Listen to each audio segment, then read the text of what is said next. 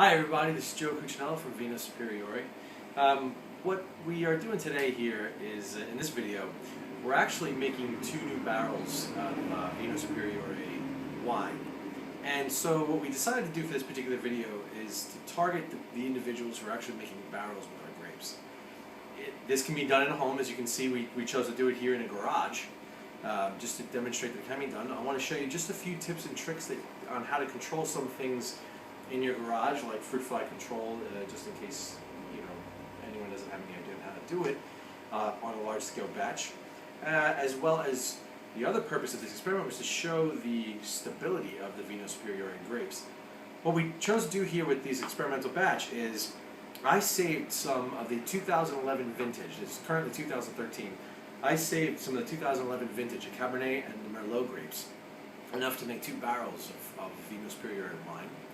And I chose to ferment them to see how stable they are. Now what I was looking for specifically, the characteristics for these grapes, is the color, the aromatic profile, the flavor. I wanted to see if anything happened to the grapes. Upon opening all the buckets, there was no demonstration of any mold. Grapes were completely frozen the whole time. And what we're going to do here, and I thought the best way to show everyone in the audience what the stability and the quality of these grapes is to just do a punch down.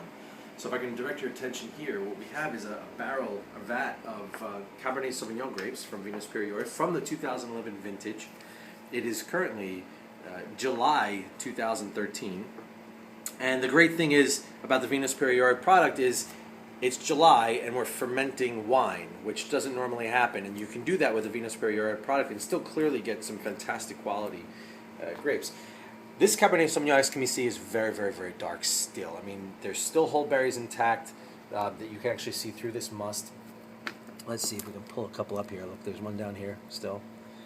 And we can squish and look at that fantastic color that actually comes out of that. So, I mean, clearly you can still see that there's a lot of quality still left in these grapes after being frozen for 2 years. And so what I'm going to do here is just do a quick punch down and direct our attention here. Very, very firm cap. This fermentation started 2 days ago. I inoculated. I mean, look at that thickness and color that's actually coming out of these cap grapes. Just incredible. And you'll see more as we continue the punch down. The aromatic profile, and I can tell you right now, I'm smelling through this, the aromatic profile coming out is exactly the way it's supposed to smell. It's fruity, it's dark, it's spicy, it's absolutely amazing. I don't notice any different aromatic profile than when I fermented these exact grapes in 2011. Color has not decreased in quality.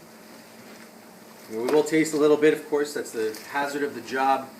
And I'm sure I would expect, just by the way it's smelling here, other than the carbon dioxide being leaked off, that is just an incredible profile. Getting actually some fresh plum out of that, some really dark fresh plum, just from the nose, to be honest with you. But there's definitely a spice, as is completely commensurate with the Tuscan terroir profile. I mean, just look at that color that's coming up, pushing this cap back in. Being gentle while you're doing it, too. You don't want to rip up the skins. You want to push politely back into the wine. Wet everything, break up everything. Work the skins properly. Don't shred them. Let them do their job, and you can clearly see the ferment that's happening underneath. And what we're going to do at this point in time, too, is we are going to take temperature readings, drip readings, see what part of fermentation we're at, if any nutrients need to be added. This is all being done on the home scale. Obviously, we're fermenting in a garage in the middle of July, which is fantastic about the Vino Superiore product. You can make wine all year long, and that's exactly what I'm doing. So, let me direct your attention to this color here, too. I want to point this out. I mean, you can see how the stainless gets clouded out by that color. I mean, just look at that. It doesn't take much to just under the surface of that wine. Look at that. It just bleeds it out. I mean, this is a very, very thick color. I'll see if I can actually get a sample for you guys. We have our Vino Superiore tasting glass. So we'll go in with a sterilized, everything's been sterilized, we'll go in with something sterile here. Sample it up.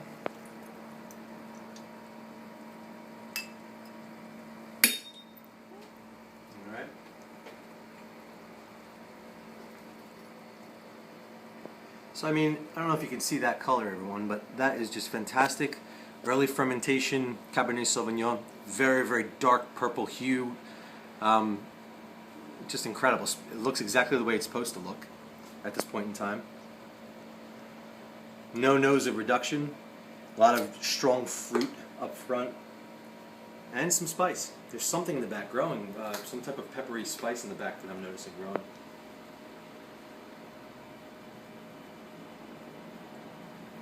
Wow, just fantastic. It's amazing that after 2 years in a freezer, going through the liquid nitrogen process, coming out 3 days in a fermenter, 4 days in a fermenter, tasting like that, it's just like it was in 2011 when I fermented them, when we first brought them over. And that's just fantastic.